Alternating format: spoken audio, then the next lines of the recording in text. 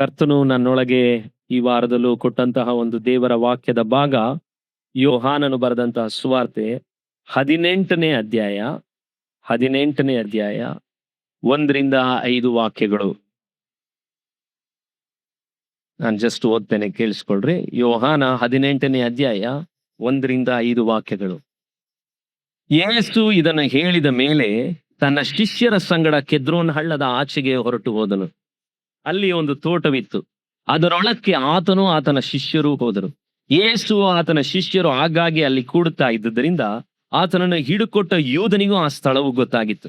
ಹೀಗಿರಲಾಗಿ ಯೂದನು ಸಿಪಾಯಿಗಳ ಪಟಾಲಮನ್ನು ಮಹಾಯಾಜಕರು ಮತ್ತು ಫರಿಸಾಯರು ಕೊಟ್ಟ ಓಲೆಕಾರರನ್ನು ಕರ್ಕೊಂಡು ದೀವಟಿಗಳನ್ನು, ಪಂಜುಗಳನ್ನು, ಆಯುಧಗಳನ್ನು ಹಿಡಿಸಿಕೊಂಡು ಅಲ್ಲಿಗೆ ಬಂದನು.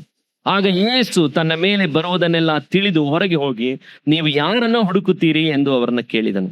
ಅದಕ್ಕೆ ಅವರು, ನಜರೇತಿನ ಯೇಸುವನ್ನ ಹುಡುಕುತ್ತೇವೆ ಅನ್ನಲು ಯೇಸು ಅವರಿಗೆ, ನಾನೇ ಅವನು ಎಂದು ಹೇಳಿದನು. ಆತನನ್ನು ಹಿಡುಕೊಡುವ ಯೂದನು ಸಹ ಅವರ ಸಂಗಡ ನಿಂತಿದ್ದನು. ಆತನು ಅವರಿಗೆ ನಾನೇ ಅವನು ಎಂದು ಹೇಳಿದಾಗ ಅವರು ಹಿಂದಕ್ಕೆ ಸರಿದು ನೆಲದ ಮೇಲೆ ಬಿದ್ದರು. ಆತನು ಯಾರನ್ನ ಹುಡುಕುತ್ತೀರೆಂದು ತಿರುಗಿ ಅವರನ್ನ ಕೇಳಲು ಅವರು, ನಜರೇತಿನ ಯೇಸುವನ್ನ ಹುಡುಕುತ್ತೇವೆ ಎಂದರು. ಅದಕ್ಕೆ ಯೇಸು, ನಾನೇ ಅವನೆಂದು ನಿಮ್ಗೆ ಹೇಳಿದ್ನಲ್ಲ, ನೀವು ನನ್ನನ್ನೇ ಹುಡುಕುವರಾದರೆ ಇವರು ಹೋಗಬಿಡಿರಿ ಎಂದನು. ಆಮೆನ್.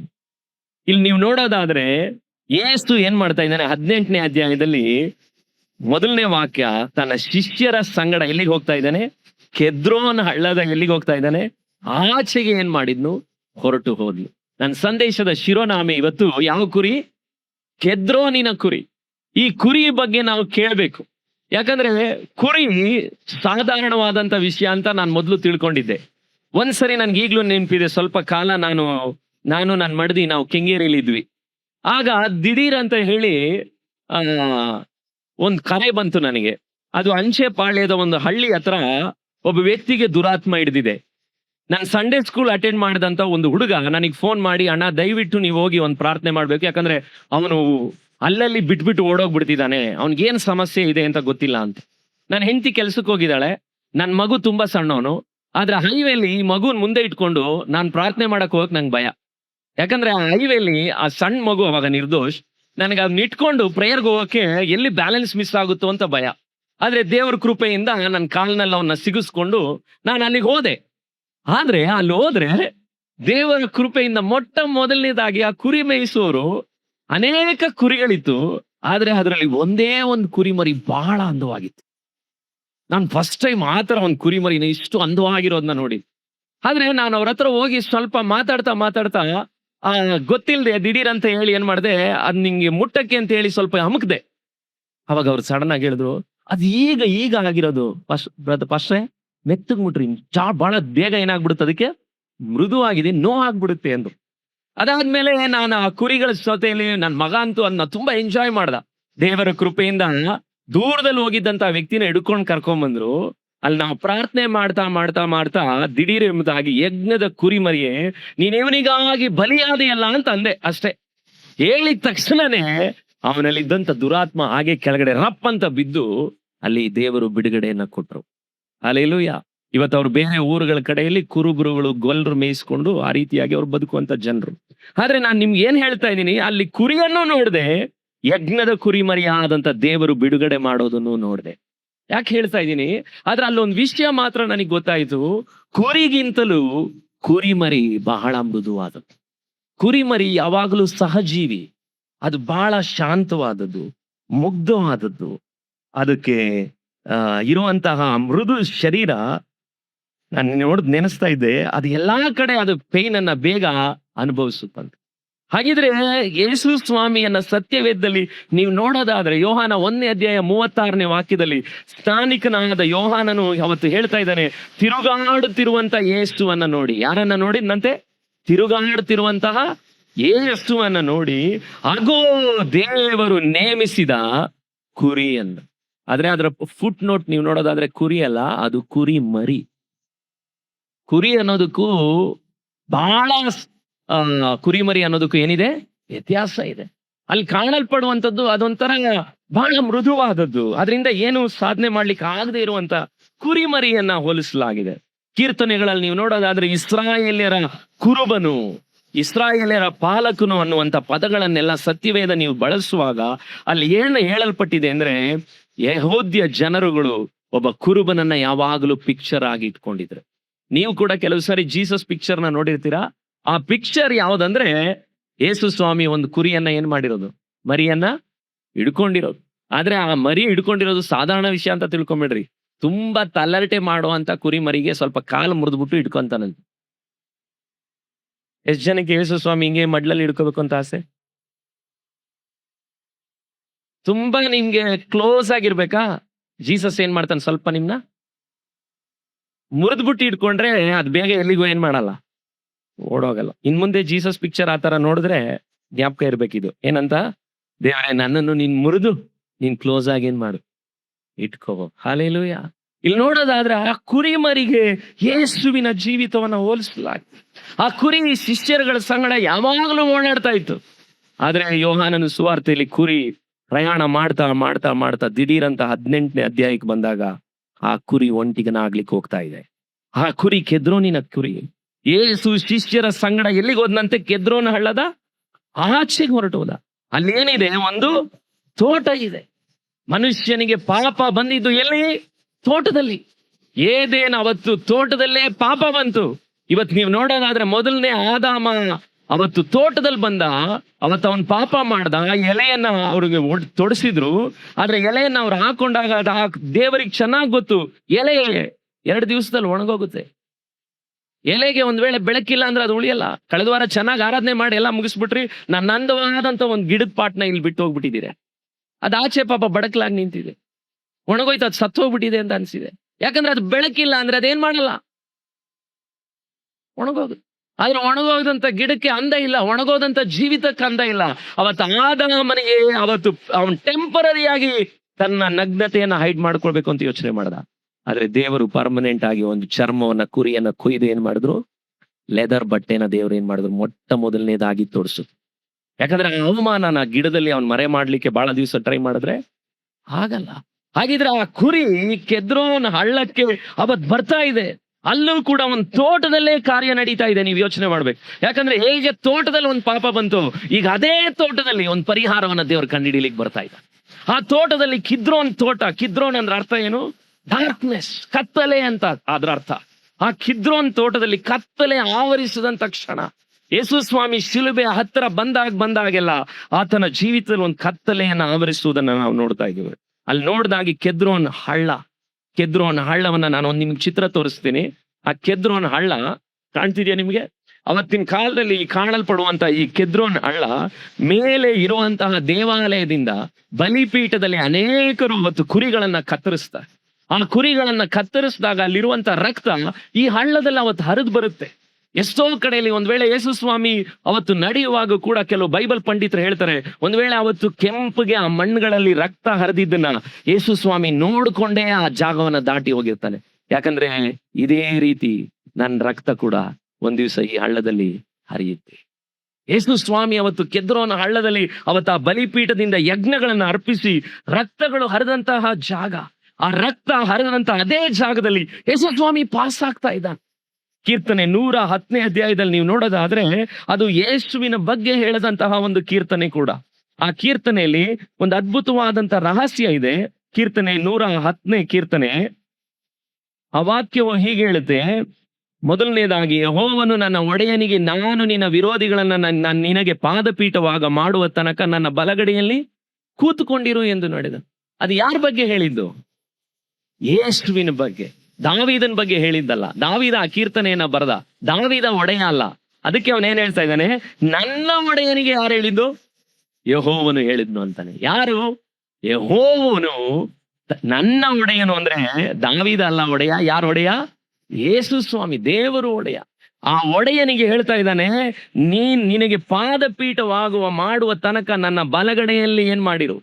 ಕೂತ್ಕೊಂಡಿರು. ಯಾರ ಬಲಗಡೆಯಲ್ಲಿ ಇವತ್ತು ಕೂತ್ಕೊಂಡಿರೋದು? ತಂದೆ ದೇವರ ಹತ್ರ ಯೇಸು ಸ್ವಾಮಿ. ಇದು ನಿಮ್ಗೆ ಅರ್ಥ ಆಗ್ಬೇಕು. ಬಲಗಡೆಯಲ್ಲಿ ಕುಳಿತುಕೊಂಡಿರುವಂತ ಆ ಯೇಸು ಸ್ವಾಮಿ ನೀವು ನೋಡೋದಾದ್ರೆ ಅದೇ ಒಡೆಯನ ಬಗ್ಗೆ ಹೇಳ್ತಾ 7ನೇ ವಾಕ್ಯ ಹೇಳುತ್ತೇವೆ, ಒಡೆಯನು ದಾರಿಯಲ್ಲಿ ಹಳ್ಳದ ನೀರನ್ನ ಕುಡಿದು ಏನ್ ಮಾಡುವನು? ತಲೆ ಎತ್ತುವನು. ಆ ಒಡೆಯ ಯಾರು? ಯೇಸು ಸ್ವಾಮಿ ಹಳ್ಳದ ನೀರನ್ನ ನಮ್ಮ ನಿಮ್ಮ ಪರವಾಗಿ ಏನ್ ಮಾಡಿದ್ನು? ಕುಡಿದನು. ಬಾಧೆ ಅನ್ನುವಂತ ಹಳ್ಳವನ್ನ ಯೇಸು ಸ್ವಾಮಿ ಹಾದು ಹೋಗಿ ನಮಗಾಗಿ ಆತನು ರಕ್ಷಣಾಕರ್ತನಾಗ್ಲಿಕ್ಕೆ ಮುಂಚೆ ಆತನು ಬಾಧೆಗಳನ್ನ ಏನ್ ಮಾಡಿದ್ನು? ಅನುಭವಿಸಿದ್ನು. ಆತನು ಹಳ್ಳದಲ್ಲಿ ಹಾದು ಹೋಗಿ ತಲೆ ಎತ್ತಿದಂತಹ ಒಬ್ಬ ಕುರಿಮರಿ ಆ ದೇವರು. ಆ ದೇವರನ್ನ ನಾವು ನೀವು ಆರಾಧಿಸ್ತಾ ಇದ್ದೀವಿ. ಅದಕ್ಕೆ ನಾವು ಯಾರಾದ್ರೂ ಹಳ್ಳದಲ್ಲಿ ಹಾದೋಗ್ತಿದ್ದೀವಿ ಅಂತ ನೀವೇನಾದ್ರೂ ಹೇಳಿದ್ರೆ, ನೀವು ಹಳ್ಳದಲ್ಲಿ ಹಾದೋಗೋದು ಯಾರಿಗ್ ಗೊತ್ತಾಗುತ್ತೆ? ದೇವರಿಗೆ ಗೊತ್ತಾ. ಯಾಕಂದ್ರೆ ಹಳ್ಳದಲ್ಲಿ ಹಾದು ಹೋಗೋ ಪ್ರತಿಯೊಬ್ಬನಿಗೂ ಒಂಟಿತನದ ಹಳ್ಳ, ಕಷ್ಟದ ಹಳ್ಳ, ಬೇಸರದ ಹಳ್ಳ, ಕಣ್ಣೀರಿನ ಹಳ್ಳ, ನೀವು ಯಾವುದೇ ಹಳ್ಳ ಹೇಳಿ, ಆ ಹಳ್ಳದಲ್ಲಿ ನೀವು ಹಾದು ಹೋಗ್ತಾ ಇದ್ರೆ ನಿಮ್ಮೊಂದಿಗೆ ದೇವರು ಬರ್ತಾನೆ. ಯಾಕೆ? ಆತನು ಹಳ್ಳವನ್ನ ಹಾದು ಹೋದಂತ ಒಬ್ಬ ಕುರಿಮರಿ. ಆ ಕೆದ್ರೋನ್ ಹಳ್ಳದ ಕುರಿಮರಿ ಅವತ್ತಲ್ಲಿ ಹಾದು ಹೋಗುವಾಗ ವಾಪಸ್ ನೀವು ಬಂದ್ರೆ ಅಲ್ಲಿ ಯೇಸು ಸ್ವಾಮಿಯನ್ನ ಹಿಡ್ಕೊಡುವಂತ ರೀತಿಯನ್ನ ನೀವು ನೋಡ್ತಾ ಇದ್ದೀರಾ. ಯೋಹಾನನು ಬರೆದ ಸುವಾರ್ತೆ 18ನೇ ಅಧ್ಯಾಯ 3ನೇ ವಾಕ್ಯ. 18ನೇ ಅಧ್ಯಾಯ 3ನೇ ವಾಕ್ಯ ಏನ್ ಹೇಳುತ್ತೆ? ಹೀಗಿರಲಾಗಿ ಯೂದನು ಏನ್ ಮಾಡಿದಾನೆ? ಸಿಪಾಯಿಗಳನ್ನು, ಪಟಾಲಮನ್ನು, ಮಹಾಯಾಜಕರು ಮತ್ತು ಪರಿಸಾಯರು ಏನ್ ಮಾಡಿದಂತೆ ಕೊಟ್ಟ ಓಲೇಕಾರರನ್ನ ಕರ್ಕೊಂಡು ಎಲ್ಲಿಗೆ ಬರ್ತಾ ಇದ್ದಾನೆ? ದೀವಟಿಗಳನ್ನ, ಪಂಜುಗಳನ್ನ, ಆಯುಧಗಳನ್ನ ಏನ್ ಮಾಡಿದ್ದಾನೆ? ಹಿಡಿಸ್ಕೊಂಡು ಅಲ್ಲಿಗೆ ಬಂದ. ಯೂದ ಅವತ್ ಬರ್ತಾ ಇದ್ದಾನೆ. ಯೇಸು ಸ್ವಾಮಿಯನ್ನ ಯಾಕೆ ಹಿಡ್ಕೊಡೋದನ್ನ ತೋರಿಸ್ಬೇಕು? ಯೇಸು ಸ್ವಾಮಿ ಯಾರಂತ ಜನರಿಗೆ ಗೊತ್ತಾಗಲ್ವಾ? ಗಮನ ಇಟ್ ಕೇಳ್ರಿ. ಯಹೂದ್ಯರು ಅವತ್ತಿನ ಕಾಲದಲ್ಲಿ ಎಲ್ಲರೂ ಒಂದೇ ರೀತಿ ಬಟ್ಟೆ ಹಾಕೊಂಡಿರೋರು. ನನ್ ಮಗುನ ಈ ವಾರದಲ್ಲಿ ಪಿಕ್ ಮಾಡಕ್ ಸ್ಕೂಲ್ ಹತ್ರ ಹೋದೆ. ಅಲ್ಲಿ ಸ್ಟೇಜ್ ಹತ್ರ ನಿಂತಿದ್ದೆ. ಯಾರು ನನ್ ಮಗು ಅನ್ನೋದೇ ಗೊತ್ತಾಗ್ತಿಲ್ಲ. ಯಾಕೆ? ಎಲ್ಲಾ ಮಕ್ಕಳು ಒಂದೇ ಸ್ಕೂಲ್ ಯೂನಿಫಾರ್ಮ್ ಹಾಕೊಂಡಿರು. ಯಹೂದ್ಯರುಗಳಿಗೆ ಅವತ್ತು ಬಟ್ಟೆ ಹಾಕೋಣದ್ರಿಂದ ಯಾರಂತ ಗೊತ್ತಾಗಲ್ಲ. ಯಾಕಂದ್ರೆ ಅವ್ರ ಬಟ್ಟೆಗಳೆಲ್ಲ ಒಂದೇ ರೀತಿ ಇರುತ್ತೆ. ಯೇಸು ಸ್ವಾಮಿ ಬಟ್ಟೆನೂ ಹಾಗೇನೆ, ಮತ್ತೆ ಶಿಷ್ಯರುಗಳ ಬಟ್ಟೆನೂ ಹಾಗೇನೆ. ಅದಕ್ಕೆ ಯೂದನು ಅವತ್ ಬಂದು ತೋರಿಸ್ಕೊಡ್ಬೇಕು. ತೋರಿಸ್ಕೊಡ್ಲಿಕ್ಕೆ ಯೂದ ಬಂದಾಗ ಅವನು ದೀವಟಿಗೆಯನ್ನ, ಪಂಜನ್ನ ಹಿಡ್ಕೊಂಡ್ ಬಂದಿದ್ದಾನೆ. ಯೋಚನೆ ಮಾಡಿ ನೋಡ್ರಿ. ಬೆಳಕು ಹಿಡ್ಕೊಂಡ್ ಬಂದಿದ್ದಾನೆ. ಆದ್ರೆ ಲೋಕಕ್ಕೆ ನಿಜವಾದ ಬೆಳಕು ಯಾರು? ಸೂರ್ಯನ್ಗೆ ಟಾರ್ಚು ಅಂತೀವಲ್ಲ, ಆ ತರ ಯೇಸು ಸ್ವಾಮಿ ಹಿಡಿಯಕ್ಕೆ, ಆ ಬೆಳಕನ್ನ ಹಿಡಿಲಿಕ್ಕೆ ಬೆಳಕನ್ನೇ ತೋರಿಸ್ಕೊಂಡ್ ಬಂದಿದ್ದಾರೆ. ಆದ್ರೆ ಅವ್ರನ್ನ ಹಿಡ್ಕೊಂಡು ಬರ್ಲಿಕ್ಕೆ ಯೇಸು ಸ್ವಾಮಿ ಬಂದಾಗ ನನಗೆ ಆಶ್ಚರ್ಯ ಆಗುತ್ತೆ. ಇಲ್ಲಿ ಹೀರೋ ಇಂಟ್ರೊಡ್ಯೂಸ್ ಮಾಡ್ತಾ ಇರೋದು. ಅದಕ್ಕೆ ಕೆಲವ್ರು ಹೇಳ್ತಾರೆ, ಯೇಸು ಸ್ವಾಮಿಗೆ ಶಿಲುಬೆಗೆ ಹೋಗುವಾಗ ನನ್ನ ಚಿತ್ತ ಅಲ್ಲ, ಈ ಪಾತ್ರೆ ನನ್ನ ಬಿಟ್ಟು ಹೋಗ್ಲಿ ಅಂತೆಲ್ಲ ಹೇಳಿದಾಗ ಯೇಸು ಸ್ವಾಮಿಗೂ ತುಂಬಾ ಭಯ ಆಯ್ತೇನೋ. ಶಿಷ್ಯರುಗಳಿಗೆ ರಕ್ತ ಸುರಿಸಿ ಸಾಯುವಂತ ಉಪದೇಶವನ್ನ ಹೇಳಿದಂತ ಯೇಸು ಸ್ವಾಮಿ ಒಬ್ಬ ಹೀರೋ ಆಗಿ ಸಾಯ್ಲಿಕ್ಕೆ ಹೇಡಿ ಆದವನಲ್ಲವೇ ಅಲ್ಲ ಆತನು. ಯಾಕಲ್ಲ ಅಂತ ನೀವು ಹೆಂಗ್ ಹೇಳ್ತೀರಾ? ನೋಡ್ರಿ 4ನೇ ವಾಕ್ಯದಲ್ಲಿ. ಆಗ ಯೇಸು ತನ್ನ ಮೇಲೆ ಬರುವುದನ್ನೆಲ್ಲ ತಿಳಿದು ಏನ್ ಮಾಡದ್ನಂತೆ? ಹೊರಗೆ ಹೋಗಿ ಏನಂತ ಕೇಳಿದ್ನು? ನೀವು ಯಾರನ್ನು ಹುಡುಕ್ತೀರಿ? ಯೇಸು ಸ್ವಾಮಿ ಕೇಳ್ತಾ ಇದ್ದಾರೆ. ಚಾಲೆಂಜ್ ಆತನ ಕಡೆಯಿಂದ ಹೋಗ್ತಾ ಇದೆ. ಯಾರನ್ನಪ್ಪ ನೀವು ಹುಡುಕ್ತಾ ಇದ್ದೀರಾ? ಯೇಸು ಅವ್ರು ಹೇಳ್ತಾರೆ ಏನಂತ? ನಜರೇತಿನ ಯೇಸುವನ್ನ ಹುಡುಕುತ್ತೇವೆ ಅನ್ನೋದು. ಯೇಸು ಅವ್ರಿಗೆ ಏನ್ ಹೇಳಿದ್ನು? ಹಂಗೆ ಹೇಳಿದ್ರ? ಇಲ್ಲ, ಇವನು ಪೇತ್ರ. ಯೇಸು ಸ್ವಾಮಿ ಹಂಗೆ ಹೇಳಿ, ನಾನೇ ಅವನು. ನೋಡ್ರಿ, ಡೆತ್ನ ಜಗತ್ನಲ್ಲಿ ಅದಕ್ಕೆ ಅತಿ ದೊಡ್ಡದಾದಂತ ಶತ್ರು ಜಗತ್ನಲ್ಲಿ ಇದ್ರೆ ಅದು ಮರಣ. ಆದ್ರೆ ಮರಣವನ್ನ ಬೋಲ್ಡ್ ಆಗಿ ಫೇಸ್ ಮಾಡದಂತ ಒಬ್ಬ ವ್ಯಕ್ತಿ ಇದ್ರೆ ಅದು ಯೇಸು. ಆತನು ಅಷ್ಟು ಅದ್ಭುತವಾಗಿ ಸಂಧಿಸ್ತಾನೆ. ನಾನೇ ಅವನಪ್ಪ, ನಾನೇ ಬಂದಿರೋದು, ನಾನೇ ಅವನು. ನೋಡ್ರಿ, ಆ ಪದದಲ್ಲಿ ನೀವು ನೋಡೋದಾದ್ರೆ 5ನೇ ವಾಕ್ಯದಲ್ಲಿ ನಾನೇ ಅವನು ಎಂದು ಹೇಳಿದನು. ಆತನನ್ನ ಹಿಡುಕೊಡುವ ಯೂದನು ಸಹ ಅವರ ಸಂಗಡ ನಿಂತಿದ್ನು. ಏನ್ ಯೋಚನೆ ಮಾಡ್ತಿದ್ನೋ ಗೊತ್ತಿಲ್ಲ. ನಾನು ಹೋಗಿ ಹಿಡ್ಕೊಡೋಣ ಅಂದ್ರೆ ಏಪ್ಪ ತಾನೇ ಬಂದ್ಬಿಟ್ಟಿದ್ದಾನಲ್ಲ ಅಂತಾನು ಯೋನು. ನೋಡ್ರಿ, ಮತ್ತೆ 6ನೇ ವಾಕ್ಯದಲ್ಲಿ ಆತನು ಅವರಿಗೆ ನಾನೇ ಅವನು ಎಂದು ಹೇಳಿದಾಗ, ನೋಡ್ರಿ 2ನೇ ಸರಿನೂ ಹೇಳ್ತಿದ್ದಾರೆ. ನಾನೇ ಅವನು ಎಂದು ಹೇಳಿದಾಗ ಅವರು ಹಿಂದಕ್ಕೆ ಸರಿದು ಏನ್ ಮಾಡಿದ್ರಂತೆ? ನೆಲದ ಮೇಲೆ ಬಿದ್ದರು. ಯೋಚನೆ ಮಾಡಿ ನೋಡ್ರಿ ಆ ಸೀನ್. ಆ ಹೀರೋ ಮುಂದಕ್ಕೆ ಹೋಗ್ತಿದ್ದಂಗೆನೆ ನಾನು ಅಂತ ಹೇಳಿದಾಗ ಕೆಲವು ಸರಿ, ಅದಕ್ಕೆ ನಾನು ಒಂದ್ಸರಿ ನನ್ಗೆ ಈಗ್ಲೂ ನೆನಪಿದೆ, ಮದ್ದೂರ್ನಲ್ಲೆಲ್ಲ ಸುವಾರ್ತೆ ಸಾರ್ತಾ ಇದ್ದೆ, ನಾನು ಕರಪತ್ರ ಕೊಡ್ತಾ ಇದ್ದೆ. ದಿಢೀರ್ ಅಂತ ಒಬ್ಬ ಬಂದು ನನ್ಗೆ ಹಿಡಿದ್ಬಿಟ್ಟ. ಇಳಿಯ ನನ್ ಮಗನೇ, ಏನ್ ಇಲ್ಲಿ ಕೊಡ್ತಾ ಇರೋದು ಅಂತ. ನನ್ಗೆ ಅದು ಎಲ್ಲಿಂದ ಬಂತು ಕುಳ್ಳನ್ಗೆ ಅವತ್ ಧೈರ್ಯ. ನಡ್ರಿ ಇಳಿಯೋಣ ಅಂದೆ. ಅವನ್ ಅನ್ಕೊಂಡಿದ್ ನಾನು ಕರಪತ್ರ ಇಸ್ಕೊಂತೀನಿ ಅಂತ. ಅವಾಗ ನನಗೆ ಪೊಂಡರಾಜ್ ಅಂಕಲ್ ಕೊಟ್ಟಿದ್ ಟ್ರೈನಿಂಗ್ ಚೆನ್ನಾಗಿತ್ತು. ಇಳಿರಿ ನಡಿಯೋಣ ಅಂದೆ. ನೋಡಿದ್ರೆ ಅವನ್ ಬಸ್ ಇಳಿದ್ಬಿಟ್ಟ. ಸ್ಟಾಪ್ ಬಂದಿದ್ದ ತಕ್ಷಣ ಅವನು ಇಳಿದ್ಬಿಟ್ಟ. ನಾನು ಅನ್ಕೊಂಡೆ ಅಲ್ಲಿ ಏನಾದ್ರು ಯುದ್ಧಗಳಾಗುತ್ತೆ. ಕೆಲವು ಸಾರಿ ಆ ಧೈರ್ಯ ಪವಿತ್ರ ಆತ್ಮ ನಮಗೆ ಕೊಡುವಾಗ ಆಗುವಂತ ಶಕ್ತಿ ಏನಾಗುತ್ತೆ ಅಂದ್ರೆ, ನಮ್ಮನ್ನ ಕರೀಲಿಕ್ಕೆ ಬಂದವರು ಅವ್ರು ಬಿದ್ದೋಗ್ತಾರೆ. ಯೇಸು ಸ್ವಾಮಿ ಅವತ್ ಬಂದು ಹೇಳ್ತಾ ಇದ್ದಾರೆ ನಾನೇ ಅವನು ಅಂತ ಹೇಳುವಾಗ ಅಲ್ಲಿ ಹೇಳಿದಂತ ಯೇಸುವನ್ನ ನೀವು ಯೋಚನೆ ಮಾಡಿ ನೋಡ್ರಿ. 7ನೇ ವಾಕ್ಯದಲ್ಲಿ ಹಿಂದಕ್ಕೆ ಸರಿದು ಬಿದ್ದಿದ್ ಮಾತ್ರ ಅಲ್ಲ, ಅವರನ್ನ ಕೇಳಲು ಅವರ ನಜರೇತಿನ ಯೇಸುವನ್ನ ಹುಡುಕುತ್ತೇವೆ ಅಂದ್ರು. 8ನೇ ವಾಕ್ಯದಲ್ಲಿ ಅದಕ್ಕೆ ಯೇಸು ನಾನೇ ಅವನೆಂದು ನಿಮ್ಗೆ ಹೇಳಿದ್ನಲ್ಲ. ವಾವ್! ಯೋಹಾನನ ಬರೆದ ಸುವಾರ್ತೆಯಲ್ಲಿ ನಾನೇ ಅವನು ಅನ್ನೋ ಪದ ಬಹಳ ಮುಖ್ಯ. ಯಾಕೆ? ಯೋಹಾನನ ಬರೆದ ಸುವಾರ್ತೆಯಲ್ಲಿ ನಾನೇ ಜೀವದ ರೊಟ್ಟಿ ಅಂತ ಹೇಳಿದ್ನು. ಯೋಹಾನನು ಬರೆದ ಸುವಾರ್ತೆಯಲ್ಲಿ ಯೇಸು ನಾನೇ ಲೋಕಕ್ಕೆ ಬೆಳಕು ಅನ್ನು, ನಾನೇ ಪುನರುತ್ಥಾನವು ಜೀವವು ಅಂತ ಹೇಳಿದ್ನು, ನಾನೇ ಮಾರ್ಗವು ಸತ್ಯವು ಅಂತ ಹೇಳಿದ್ನು, ನಾನೇ ನಿಜವಾದಂತ ದ್ರಾಕ್ಷೆ ಬಳ್ಳಿ ಅಂತ ಹೇಳಿದ್ನು. ಈಗ ಕಡೆಯದಾಗಿ ಫೈನಲ್ ಆಗಿ ಯೇಸು ಸ್ವಾಮಿ ಹೇಳ್ತಾ ಇದ್ದಾನೆ, ನಾನೇ ಅವನು, ನಾನೇ ಅವನು. ನೀವು ಹಿಡ್ಕೊಳಕ್ ಬಂದಿದ್ದೀರಲ್ಲ ಆ ವ್ಯಕ್ತಿ ನಾನೇ. ಎಂತ ರಕ್ಷಕನ್ ನಮ್ಗಿದ, ಸಾಯಲಿಕ್ಕೆ ಬಲಿಯಾಗ್ಲಿಕ್ಕೂ ಕೂಡ ರೆಡಿಯಾಗಿ ಹೋದಂತ ಒಬ್ಬ ದೇವರು. ಆದ್ರೆ ಆ ದೇವರು ಅವತ್ತು ತನ್ನನ್ನ ಬಿಟ್ಕೊಡ್ಲಿಕ್ಕೆ ಬಂದದಕ್ಕೆ ಕಾರಣ ಏನು? ಅಲ್ಲಿ ನೋಡ್ರಿ, ಯೇಸು ಸ್ವಾಮಿ ಅಲ್ಲೊಂದು ಮಾತನ್ನ ಹೇಳ್ತಾ ಇದ್ದಾರೆ. ಆ ಪದ ನೀವು ನೋಡ್ರಿ, ನಾನೇ ಅವನೆಂದು ನಿಮಗೆ ಹೇಳಿದೆನಲ್ಲ, ನೀವು ನನ್ನನ್ನೇ ಹುಡುಕೋರಾದ್ರೆ ಏನ್ ಮಾಡ್ರಿ, ಇವರನ್ನ ಏನ್ ಮಾಡ್ರಿ, ಹೋಗಬಿಡ್ರಿ. ಯೇಸು ಸ್ವಾಮಿ ಅಲ್ಲೊಂದು ಕುರಿಮರಿಯಾಗಿ ಒಂದನ್ನ ತೋರಿಸ್ತಾ ಇದ್ದಾನೆ. ಆತನ ಯಾರು? ನಮ್ಮನ್ನ ನಿಮ್ಮನ್ನ ಬಿಡುಗಡೆ ಮಾಡದಂತ ಕುರಿ. ಎಲ್ಲರೂ ಸ್ಲೈಡ್ ನೋಡ್ರಿ, ಯಾವ ಕುರಿ ಅದು? ಬಿಡುಗಡೆ ಮಾಡದಂತ. ತಾನವತ್ತು ಸಾಯ್ಲಿಕ್ಕೆ ಬರ್ತಾ ಇದ್ದಾನೆ ಅನ್ನೋದಕ್ಕೆ ಮುಖ್ಯ ಇಂಟೆನ್ಷನ್ ಏನ್ ಗೊತ್ತಾ? ನಾನ್ ಬರ್ತಾ ಇದ್ದೀನಿ, ನನ್ನನ್ನ ನೀವು ಸಾಯಿಸ್ರಿ, ಆದ್ರೆ ಅವರನ್ನ ನೀವೇನ್ ಮಾಡ್ಬಿಡ್ರಿ, ಬಿಟ್ಬಿಡ್ರಿ. ಈ ರೀತಿ ತನ್ನನ್ನ ಮೊಟ್ಟ ಮೊದಲನೇದಾಗಿ ಅರ್ಪಿಸಿದಂತ ಒಬ್ಬ ರಕ್ಷಕನನ್ನ ನಾವು ನೀವು ಆರಾಧನೆ ಮಾಡ್ತಾ ಇದ್ದೀವಿ. ಓ, ನನ್ನನ್ನ ನೀವು ಹಿಡ್ಕೊಳ್ರಿ, ಆದ್ರೆ ಅವರನ್ನ ನೀವೇನ್ ಮಾಡ್ಬಿಡ್ರಿ, ಬಿಟ್ಬಿಡ್ರಿ. ಬಹಳ ವರ್ಷದ ಹಿಂದೆ ಒಂದು ಪಿಕ್ಚರ್ ಬಂತು. ಅದು ಒರಿಸ್ಸಾದಲ್ಲಿ ಸ್ಟೇನ್ಸ್ ಅನ್ನುವಂತ ಗ್ರಹಾಂ ಸ್ಟೇನ್ಸ್ ಅವ್ರನ್ನ ಒಂದು ಗ್ರೂಪ್ನವರು ವಿರೋಧಿಗಳು ಬೆಂಕಿ ಹಾಕಿ ಸುಟ್ರು. ಆ ಪಿಕ್ಚರ್ನ ನಾನು ನನ್ನ ಫ್ರೆಂಡ್ಸ್ಗಳು ಥಿಯೇಟರ್ ಅಲ್ಲಿ ನೋಡ್ತಾ ಇದ್ವಿ. ಆ ಮಕ್ಕಳು ಬೆಂಕಿಯಲ್ಲಿ ಉರಿತಾ ಇರ್ಬೇಕಾದ್ರೆ ಸ್ಟೇನ್ಸ್ ಅನ್ನುವಂತ ವ್ಯಕ್ತಿ ಕೂಗಿ ಕೂಗಿ ಹೇಳಿದ್ರಂತೆ, ಲೆಟ್ ದೀಸ್ ಚಿಲ್ಡ್ರನ್ ಗೋ. ಈ ಬೆಂಕಿಯಲ್ಲಿ ಸಾಯ್ತಾ ಇದ್ದಾರೆ, ಆದ್ರೆ ನನ್ನ ಮಕ್ಕಳನ್ನ ಮಾತ್ರ ನೀವು ಬಿಟ್ಬಿಡ್ರಿ. ಗ್ರಹಾಂ ಸ್ಟೇನ್ಸ್ ಕೂಗಿ ಕೂಗಿ ಹೇಳಿದ್ರಂತೆ, ನನ್ನನ್ನ ನೀವು ಬೆಂಕಿಯಲ್ಲಿ ಹಾಕಿ ಸುಡ್ರಿ, ಆದ್ರೆ ತಿಮೋತಿ, ಫಿಲಿಪ್ 4-5 ವಯಸ್ಸು ಮಕ್ಕಳುಗಳನ್ನ ಬೆಂಕಿಯಲ್ಲಿ ಉರಿಯುವಾಗ ಆ ಕ್ರೂರವಾದಂತ ವ್ಯಕ್ತಿಗಳು ಹೆಂಗ ಅವತ್ತು ಸುಟ್ರು ಗೊತ್ತಿಲ್ಲ. ಇವತ್ತಿಗೂ ಭಾರತ ಅದನ್ನ ಮರೆಯಲೇಬಾರದು. ಎಷ್ಟೇ ವರ್ಷಗಳಾದ್ರೂ ಅಂತ ಕ್ರೈಸ್ತರುಗಳನ್ನ ಹಿಂಸೆ ಮಾಡಿದ್ದನ್ನ ಇವತ್ತು ಭಾರತ ದೇಶ ಮರಿಬಾರದು. ಸಭೆಗೆ ತ್ಯಾಗ ಮಾಡದಂತ ಭಕ್ತರುಗಳನ್ನ ನಾವು ಮರಿಬಾರದು. ಆದ್ರೆ ನಿಮ್ಮ ಮಕ್ಕಳುಗಳ ಪರವಾಗಿ ಉಳಿಸ್ಲಿಕ್ಕೋ ಏನೋ ಅವತ್ತು ಆತನು ತನ್ನ ಮಕ್ಕಳುಗಳನ್ನ ಜೀಪ್ನಲ್ಲಿ ಬೆಂಕಿ ಉರಿಲಿಕ್ಕೆ ಬಿಟ್ಟು. ಇವತ್ತು ಯಾಕೆ ಹೇಳ್ತಾ ಇದ್ದೀನಿ? ಒರಿಸ್ಸಾನಲ್ಲಿ ಅನೇಕ ಜನರುಗಳು ರಕ್ಷಣೆ ಹೊಂದಿದ್ದಾರೆ. ಯಾರಕ್ಕೆ ಕಾರಣ? 2 ಮಕ್ಕಳುಗಳು ಜೀಪ್ನಲ್ಲಿ ಉರಿದಿದ್ದಕ್ಕೆ ದೇವರು ಆ ಜನಾಂಗದ ಎಷ್ಟೋ ಕುಲಗಳನ್ನ ದೇವರು ಬಿಡುಗಡೆ ಮಾಡಿದ. ಹಾಗಿದ್ರೆ ಆ ರಕ್ತ ಬಿಡುಗಡೆ ಮಾಡದಂತ ರಕ್ತ, ಆ ರಕ್ತ ನಿಮ್ಮ ಪರವಾಗಿ ಧಾರೆ ಎರೆದಂತಹ ರಕ್ತ. ನೀವು ನೋಡೋದಾದ್ರೆ ಯೇಸು ಸ್ವಾಮಿ ಅಲ್ಲಿ ಮಾಡದಂತ ಕಾರ್ಯ ಸಾಧಾರಣ ಅಲ್ವೇ ಅಲ್ಲ ದೇವರ ಮಕ್ಕಳೇ. 18ನೇ ಅಧ್ಯಾಯದಲ್ಲಿ 10ನೇ ವಾಕ್ಯದಲ್ಲಿ ಸೀಮೋನ್ ಪೇತ್ರ ಅವನೊಬ್ಬ ಸಡನ್ ಆಗಿ ಹೀರೋ ಪರವಾಗಿ ಫೈಟ್ ಮಾಡಕ್ ಬಂದು ಮಹಾಯಾಜಕನ ಆಳನ್ನ ಏನ್ ಮಾಡ್ದ, ಒಡೆದು ಅವನ್ ಬಲಗಿವಿನ ಏನ್ ಮಾಡ್ದ, ಕತ್ತರಿಸ್ಬಿಟ್ಟ. ಅವನ ಹೆಸರೇನು? ಮಲ್ಕ. ಓ, ನೀವ್ ಅನ್ಕೊಬೋದು ಯೇಸು ಸ್ವಾಮಿಗೆ ಎಷ್ಟು ಲವ್ ಬಂದಿರ್ಬೋದು, ನನ್ನನ್ನ ಕಾಪಾಡಕ್ಕೆ ಬಂದು ಹೊಡೆದ್ಬಿಟ್ನಲ್ಲ. ಯೇಸು ಸ್ವಾಮಿ ಮತ್ತೆ ಹೇಳ್ತಾರೆ, ಕತ್ತಿ ತೆಗೆದವನ್ ಕತ್ತಿಯಿಂದನೇ ಸಾಯ್ತಾನೆ, ಕತ್ತಿ ಒಳಗಿಡವ. ಆದ್ರೆ ವಾಪಸ್ ಏನ್ ಮಾಡಿದ್ರು? ಮಲ್ಕನ ಕಿವಿಯನ್ನ ದೇವ್ರೇನ್ ಮಾಡಿದ್ರು? ಮುಟ್ಟಿ ವಾಸಿ ಮಾಡಿ. ಅದು ಬಿಡುಗಡೆ ಮಾಡಿದ ಕುರಿ. ಆ ಕುರಿ ಕಿವಿಯನ್ನ ಕತ್ತರಿಸಿದ ಕುರಿ ಅಲ್ಲ, ಅದು ಬಿಡುಗಡೆ ಮಾಡದಂತ ಕುರಿ. ನೀವು ನೋಡೋದಾದ್ರೆ ಈ ವಾಕ್ಯ ಭಾಗಗಳಲ್ಲೆಲ್ಲ ನಾನು ಈ ವಾರ ಬಹಳ ರೋಮಾಂಚನಗೊಂಡೆ. ಈ ವಾಕ್ಯಗಳಲ್ಲಿ 18ನೇ ಅಧ್ಯಾಯ 40ನೇ ವಾಕ್ಯದಲ್ಲಿ ಇಲ್ಲೊಬ್ಬ ವ್ಯಕ್ತಿ ಇದ್ದಾನೆ. ಅವನು ಯಾರು? ಅವನೊಬ್ಬ ಬರಬ್ಬ. ಅವತ್ತು ಏನ್ ನಡೀತಾ ಇದೆ? 18:39 ಪಸ್ಕಾ ಹಬ್ಬದಲ್ಲಿ ನಾನು ಒಬ್ಬನನ್ನ ನಿಮ್ಗೆ ಏನ್ ಮಾಡ್ಬೇಕು, ಬಿಟ್ಟು ಕೊಡುವಂತ ಪಿಲಾತನು ಪ್ಲಾನ್ ಮಾಡ್ತಾನೆ. ವರ್ಷಕ್ಕೊಂದ್ಸರಿ ಒಬ್ಬನಿಗೆ ಬಿಡುಗಡೆ ಆಗುತ್ತೆ, ರಿಲೀಸ್ ಆಗುತ್ತೆ. ಆದ್ರೆ ನಾನು ಯಹೂದ್ಯರ ಅರಸನನ್ನ ಬಿಟ್ಟು ಕೊಡುವುದು ನಿಮಗೆ ಇಷ್ಟವೋ ಎಂದು ಅವರನ್ನ ಕೇಳಿದನು.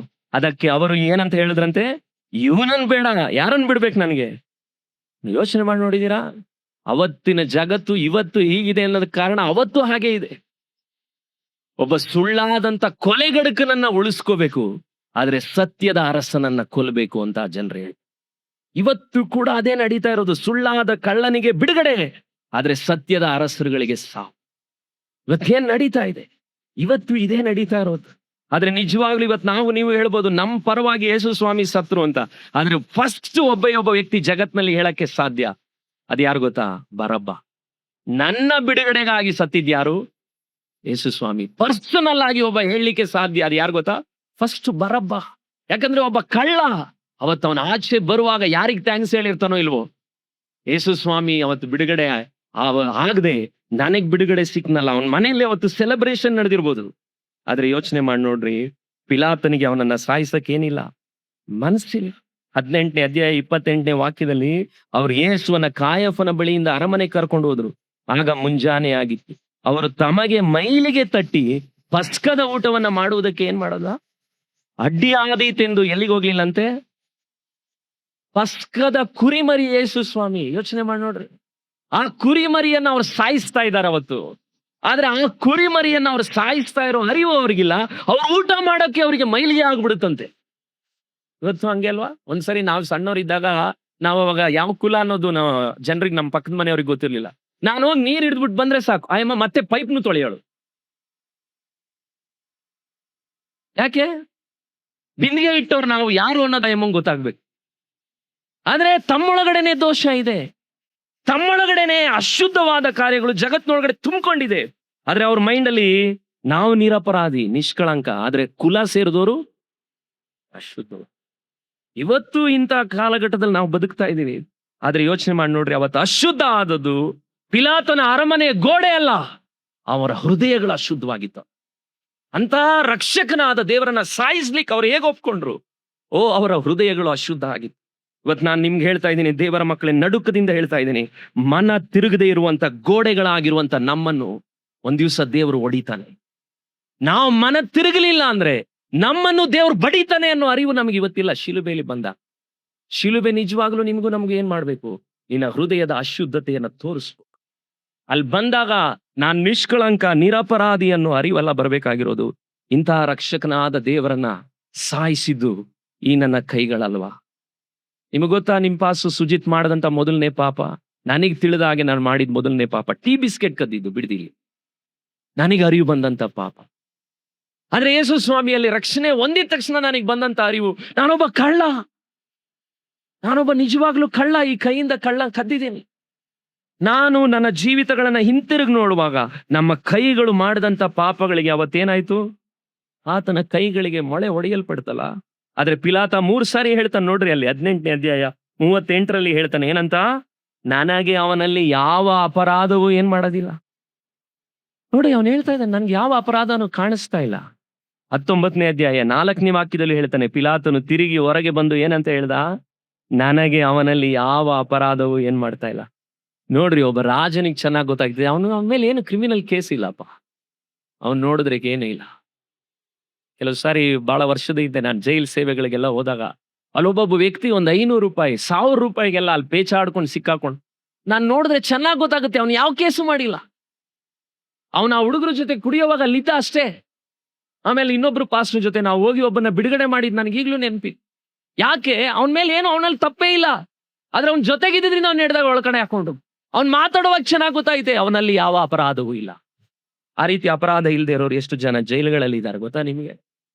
ಅಂತ ಪರಿಸ್ಥಿತಿಗಳ ಮಧ್ಯದಲ್ಲಿ ಪಿಲಾತ ಅವತ್ತು ಅದಕ್ಕೆ ಹೇಳ್ದ, ಪೇಚಾಡ್ಬಿಟ್ಟ ಅವನು. 6ನೇ ವಾಕ್ಯದಲ್ಲಿ ಹೇಳ್ತಾನೆ, ಅವರು ಶಿಲುಬೆಗೆ ಹಾಕ್ಸು ಅಂತ ಕೂಗಿದ್ರು. ಪಿಲಾತನು ಅವರಿಗೆ, ಬೇಕಾದ್ರೆ ನೀವೇ ಅವನ್ನ ತಕೊಂಡೋಗಿ ಶಿಲುಬೆಗೆ ಹಾಕ್ಸ್ರಿ, ನನಗೆ ಅವನಲ್ಲಿ ಏನ್ ಮಾಡ್ತಾ ಇಲ್ಲ, ಯಾವ ಅಪರಾಧವು. ಅವತ್ತು ಪಿಲಾತನಿಗೆ ಚೆನ್ನಾಗಿ ಗೊತ್ತಾಯ್ತು, ನಿಜವಾಗ್ಲೂ ಯೇಸು ಸ್ವಾಮಿಯಲ್ಲಿ ಯಾವ ದೋಷವೂ ಇಲ್ಲ. ಲೂಕ 23:12ನೇ ವಾಕ್ಯದಲ್ಲಿ ನೀವು ಬೇಕಿದ್ರೆ ಬರ್ಕೊಳ್ರಿ, ಅಲ್ಲಿ ವಾಕ್ಯ ಹೇಳುತ್ತೆ, ಯೇಸು ಸ್ವಾಮಿಯನ್ನ ಅವರು ನಿಜವಾಗ್ಲೂ ಶಿಲುಬೆಗೆ ಒಪ್ಪಿಸಿದ್ರಿಂದ ಹೆರೋದನು ಪಿಲಾತರು ಏನಾದ್ರಂತೆ, ಫ್ರೆಂಡ್ಗಳಾಗ್ಬಿಟ್ರಂತೆ.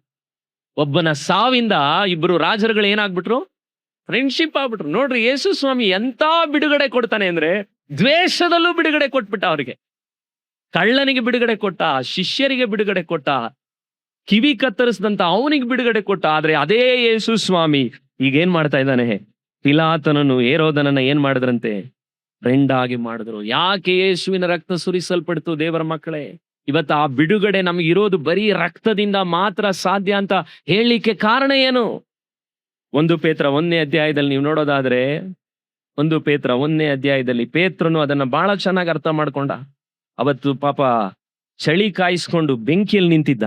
ಈ ವಾರ ನಾನು ಮತ್ತೆ ಓದ್ತಾ ಇದ್ದೆ, ಯೋಚನೆ ಮಾಡಿದೆ, ಒಬ್ಬ ವ್ಯಕ್ತಿ ತನ್ನ ಕ್ಲೋಸ್ ಫ್ರೆಂಡ್ 3 ವರ್ಷದಿಂದ, ಅಟ್ಲೀಸ್ಟ್ ಯೇಸು ಸ್ವಾಮಿನ ದೇವರು ಅಂತ ನೆನ್ಸದ್ ಬೇಡ, ಅವನು ಒಬ್ಬ ಕ್ಲೋಸ್ ಫ್ರೆಂಡ್, ಅವನು ಸಾಯ್ತಾ ಇದ್ರೆ ಇವನ್ ಹೆಂಗ್ ಚಳಿ ಕಾಯಿಸ್ಕೊಂಡು ನಿಂತಿದ್ದ?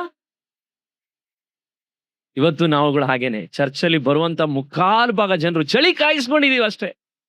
ಅದಕ್ಕೆ ಒಬ್ಬರ ಹತ್ರ ನಾನು ಕೇಳಿದೆ, ಚರ್ಚ್ಗೆ ಹೋಗೋದಲ್ಲ ಮುಖ್ಯ, ದೇವರಲ್ಲಿ ಇದಾನ ಅದನ್ನ ನಾವು ಕೇಳಬೇಕು. ನಾವು ಕೇಳೋದೇನು, ವಾರ ವಾರ ಚರ್ಚ್ಗೆ ಹೋಯ್ತೀಯಾ?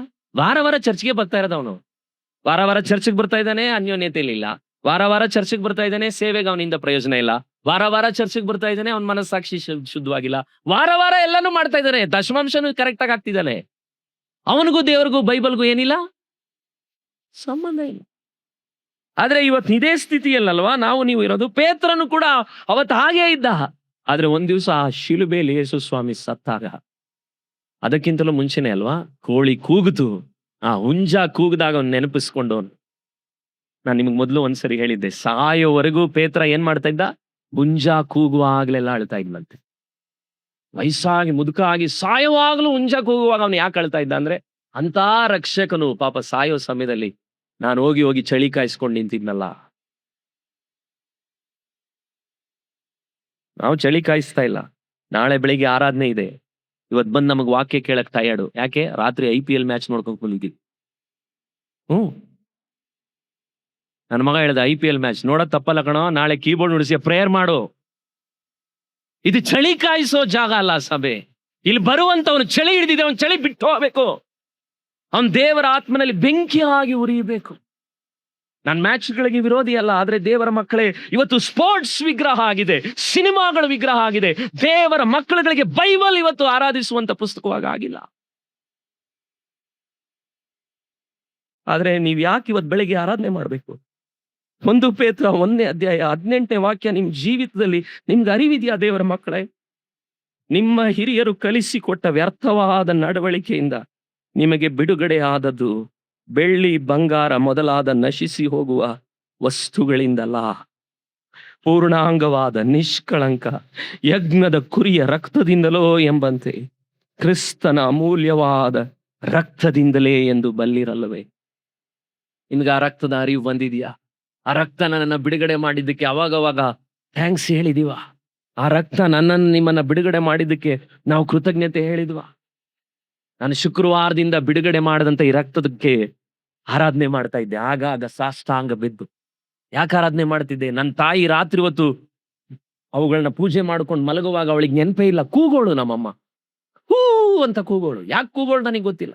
ಈ ಕಡೆ ಆ ಕಡೆ ಎಲ್ಲಾ ಫೋಟೋಗಳು, ಹಳೆ ಮನೆಯಲ್ಲಿ ಮಳೆ ಬರ್ತಾ ಇದೆ, ಆದ್ರೆ ಸಣ್ಣ ಹುಡುಗ ನಾನು ನೋಡ್ತಾ ಇದ್ದೆ, ನಮ್ಮಮ್ಮನೊಳಗೆ ದುರಾತ್ಮಗಳು ಪೀಡಿಸಲ್ಪಟ್ಟಿದ್ವಿ. ರಕ್ಷಣೆ ಒಂದು ಚರ್ಚ್ಗೆ ಹೋಗ್ತಾ ಇದ್ಲು, ಆದ್ರೆ ಅವಳಿಗೆ ಬಿಡುಗಡೆ ಇರಲಿಲ್ಲ. ನಾನು ಸೇವೆಗೆ ಬಂದಿದ್ದೆ, ನನ್ನ ನಡೆಸಿದಂತ ಆತ್ಮಿಕ ತಾಯಿ ಅವ್ರ ಮನೆಗೆ ಒಂದ್ಸರಿ ನಮ್ಮ ಅಮ್ಮನ ಕರ್ಕೊಂಡು ನಾನು ಹೋದೆ. ಅಲ್ಲೊಬ್ಬ ನಿಜವಾದಂತ ದೇವರ ಸೇವಕಿ ಪ್ರಾರ್ಥನೆ ಮಾಡ್ತಾ ಇದ್ಲು. ನನ್ನ ತಾಯಿ ಮೇಲಿದ್ದಂತ ಶುದ್ಧ ಆತ್ಮಗಳು ಹೆಸರು ಹೇಳಿ ಹೇಳಿ ಹೇಳಿ ರಪ್ ಅಂತ ಬಿಟ್ಟು ಹೋಯ್ತು. ಚರ್ಚ್ಗೆ ಹೋಗ್ತಿದ್ಲು, ಆದ್ರೆ ಅವಳಿಗೆ ಬಿಡುಗಡೆ ಇರಲಿಲ್ಲ. ಇವತ್ತು ನಿಮಗ್ ಬಿಡುಗಡೆ ಇದೆಯಾ? ಸಭೆಗೆ ನೀವು ಬರ್ತಿದ್ದೀರಾ? ನಿಮ್ ಕೈಗಳಲ್ಲಿರುವಂತ ಫೋನೋಗ್ರಫಿ ಫೋನ್ಗಳು ಇಚ್ಛೆಗಳಿಂದ ನಿಮ್ಗೆ ಬಿಡುಗಡೆ ಸಿಕ್ಕಿದ್ಯಾ? ಸಿಕ್ಕಿಲ್ಲ ಅಂದ್ರೆ ನೀವು ಆ ಬಿಡುಗಡೆಯ ದೇವರನ್ನ ನೀವು ಸಂಧಿಸಿಲ್ಲ. ಸಂಧಿಸ್ ನೋಡ್ರಿ, ಒಂದ್ಸರಿ ಸಂಧಿಸ್ ನೋಡ್ರಿ, ಯಥಾರ್ಥವಾಗಿ ಸಂಧಿಸ್ ನೋಡ್ರಿ. ಓ, ನಿಮಗ್ ಬಿಡುಗಡೆ ಸಿಗುತ್ತೆ. ನಿಮಗ್ ಗೊತ್ತಾ, ನಿಮ್ ಮುಂದೆ ಪ್ರಸಂಗ ಮಾಡ್ತಾ ಇರೋ ನಾನು ಕೂಡ ಚರ್ಚಿಗೆ ಹೋಗ್ತಿದ್ದೆ. ನನ್ನೊಳಗೆ ಇಚ್ಛೆಯ ದುರಾತ್ಮಗಳಿದ್ವು. 18 ವಯಸ್ಸಿನ ಹುಡುಗ. ಒಂದ್ ದಿವಸ ಒಬ್ಬ ಸೇವಕರು ಪ್ರೇಯರ್ ಮಾಡ್ತಾ ಇದ್ದಾರೆ. ಆ ಮನೆ ಒಳಗಡೆ ನನ್ಗೆ ಈಗ್ಲೂ ನೆನಪಿದೆ, ಒಂದ್ ಕತ್ತಲೆಯ ಕಪ್ಪು ಶಕ್ತಿ ನನ್ನ ಶರೀರನ ಬಿಟ್ಟು ಹೋಯ್ತು. ಅವ್ರು ನನ್ಗೆ ಹೇಳಿದ್ರು, ಒಬ್ಬ ಸ್ತ್ರೀಯನ್ನ ನೋಡುವಂತ ಅರಿವು ನಿನಗೆ ಸರಿಯಾಗಿ ಬರ್ಬೇಕು. ತಾಳ್ಮೆಯಿಂದ ನಿಮ್ಗೆ ಹೇಳ್ತೀನಿ, ಕರ್ತನು ನನ್ನನ್ನ ಬಿಡುಗಡೆ ಮಾಡಿ, ನಿಮ್ಮನ್ನ ಬಿಡುಗಡೆ ಮಾಡಿದಾನ. ನಿಮ್ಗೆ ಆ ಬಿಡುಗಡೆ ಅನುಭವ ಇದೆಯಾ? ನಾನು ಈ ವಾರ ಯೋಚನೆ ಮಾಡ್ತಾ ಇದ್ದೆ, ನಮ್ಮ ಸಭೆಯಲ್ಲಿ ರುದ್ರಮ್ಮ ಅವರು ದುರಾತ್ಮನಿಂದ ದೇವರು ಬಿಡುಗಡೆ ಮಾಡಿ, ಎಲ್ಲಮ್ಮ ಅವ್ರನ್ನ ದುರಾತ್ಮದಿಂದ ಬಿಡುಗಡೆ ಮಾಡಿದ್ರು, ಗಣೇಶ್ ಅವ್ರನ್ನ ದೇವರು ದುರಾತ್ಮನಿಂದ ಬಿಡುಗಡೆ ಮಾಡಿದ್ರು, ಮಹೇಶ್ ಬ್ರದರ್ ನಿಮಗೂ ಕೂಡ ದುರಾತ್ಮನಿಂದ ದೇವರು ಬಿಡುಗಡೆ ಮಾಡಿದ್ನಲ್ವಾ? ನೋಡ್ರಿ, ಯೋಚನೆ ಮಾಡಿ ನೋಡ್ರಿ. ನಮ್ಮಲ್ಲೇ ಇಲ್ಲಿರುವವರಲ್ಲಿ, ನಮ್ಮಲ್ಲಿರುವಂತ ದುರಾತ್ಮಗಳಿಂದ ಬಿಡುಗಡೆ ಆದವರುಗಳನ್ನ ಯಾರು ಬಿಡುಗಡೆ ಮಾಡಿದ್ರು? ಸೇವಕನ್ನ ದೇವರು ಉಪಯೋಗಿಸಿದ್ರಷ್ಟೇ. ಆದ್ರೆ ಯೇಸುವಿನ ರಕ್ತ. ಆ ಬಿಡುಗಡೆ ಮಾಡದಂತ ಮೊಗ್ದಲ ಮರಿಯಳುಗಳು, ಬೈಬಲ್ ಏನ್ ಹೇಳುತ್ತೆ? ದೆವ್ವದಿಂದ ಬಿಡುಗಡೆ ಆದವರು ಯೇಸುವಿಗೆ ಉಪಚಾರ ಮಾಡಿದ್ರು. ದೆವ್ವದಿಂದ ಬಿಡುಗಡೆ ಆದವನಿಗೆ ದೇವರು ಸೇವೆ ಕೊಡಬೇಕು.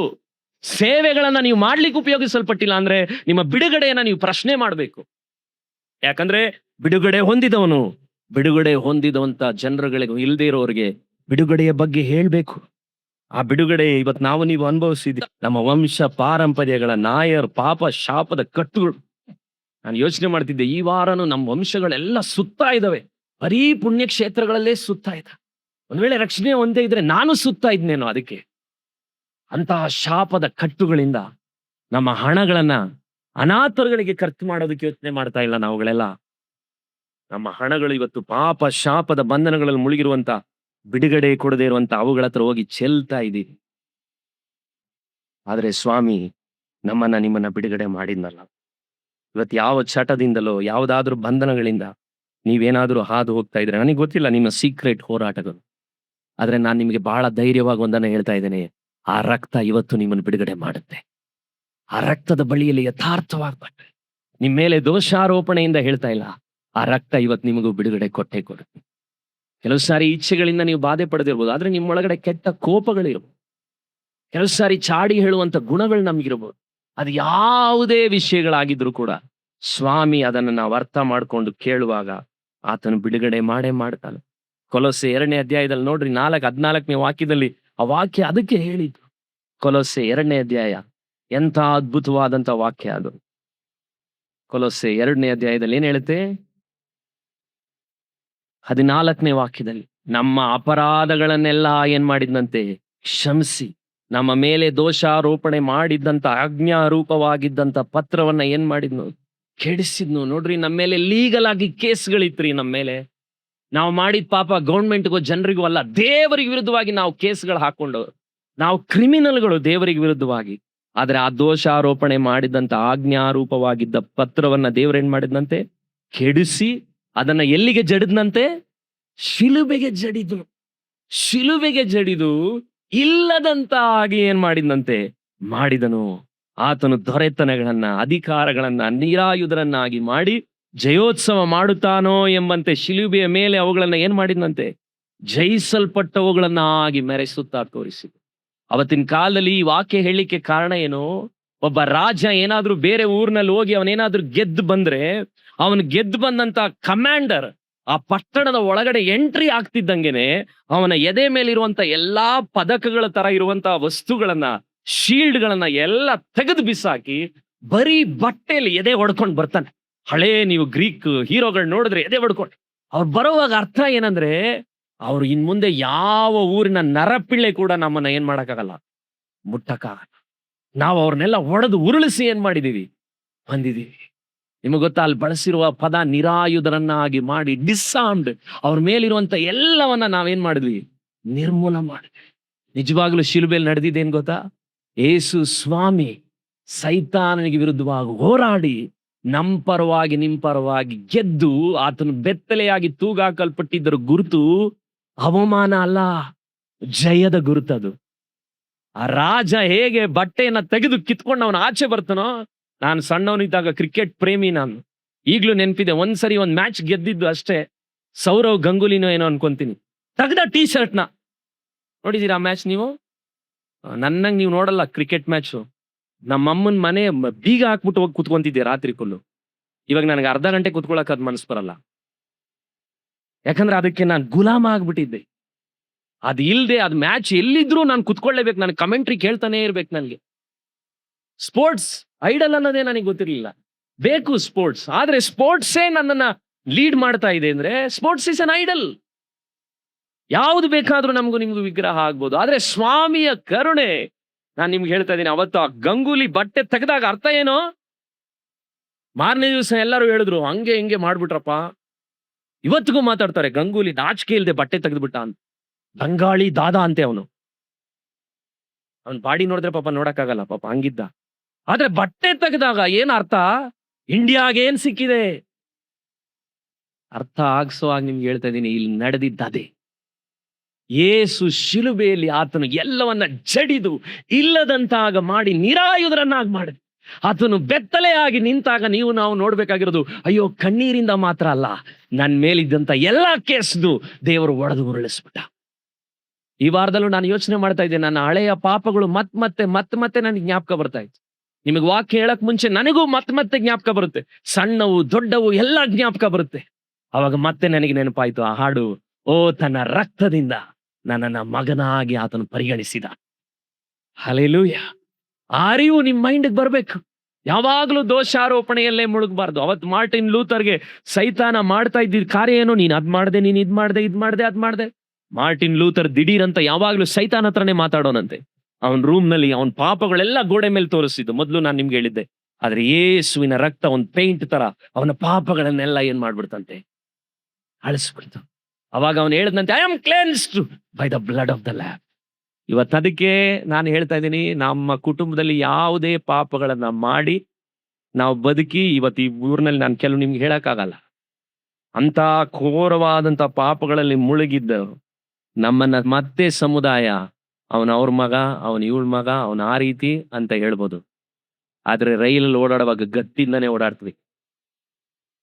ಹಿಂಗ್ ಓಡಾಡ್ಬೇಕು. ಯೇಸುವಿನ ರಕ್ತದಿಂದ ನನ್ನ ತಾಯಿ ತೊಳೆಯಲ್ಪಟ್ಟಿದ್ದಾರೆ. ಯೇಸುವಿನ ರಕ್ತದಿಂದ ನನ್ನ ತಂದೆ ತೊಳೆಯಲ್ಪಟ್ಟಿದ್ದಾರೆ. ಪಾಸ್ಪೋರ್ಟ್ ತಗೊಳಕ್ಕೆ ಇದೇ ನಾನು ಪುರಸಭೆ ಹತ್ರ ಹೋದಾಗ ಒಬ್ಬ ಮಾತಾಡಿ ನಿಮ್ಗೆ ನಾನು ಹೇಳಕ್ಕಾಗಲ್ಲ. ಕೋಪ ಬಂತು ನನಗೆ, ಅವನು ಹೊಡಿಬೇಕು ಅಂತ. ಆದ್ರೆ ಆಚೆ ಬಂದೆ. ಯೇಸುವಿನ ರಕ್ತ ನನ್ನ ಸಂತತಿ ಎಲ್ಲ ದೋಷಾರೋಪಣೆಗಳ ಒಡೆದು ಉರುಳಿಸಿ.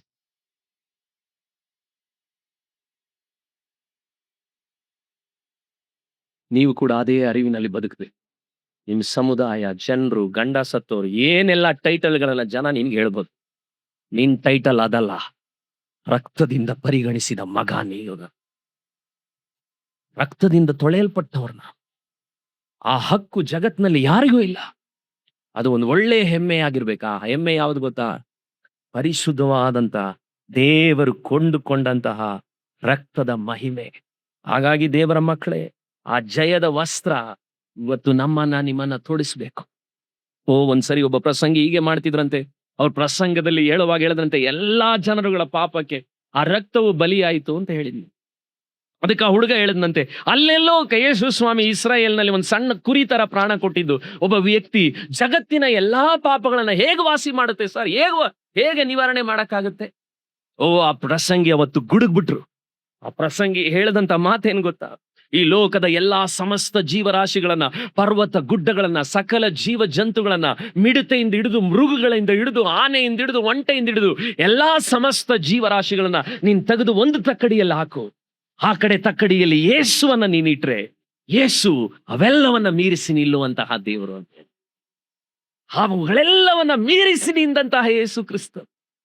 ಅದಕ್ಕೆ ಆತನ ರಕ್ತ ಇವತ್ತೆಲ್ಲರ ಪ್ರಾಯಶ್ಚಿತ್ತಕ್ಕೆ ಬಿಡುಗಡೆ ಕೊಡ್ಲಿಕ್ಕೆ ಸಾಧ್ಯ. ಆದ್ರೆ ಅದನ್ನ ಕನ್ಫೆಸ್ ಅದನ್ನ ಅರಿಕೆ ಮಾಡೋನಿಗೆ ಆ ರಕ್ತ ನಿಜವಾಗ್ಲೂ ಏನ್ ಕೊಡುತ್ತಂದ್ರೆ ಬಿಡುಗಡೆ ಮಾಡ್ಲಿಕ್ಕೆ ಸಮರ್ಥನಾದಂತ ರಕ್ತ.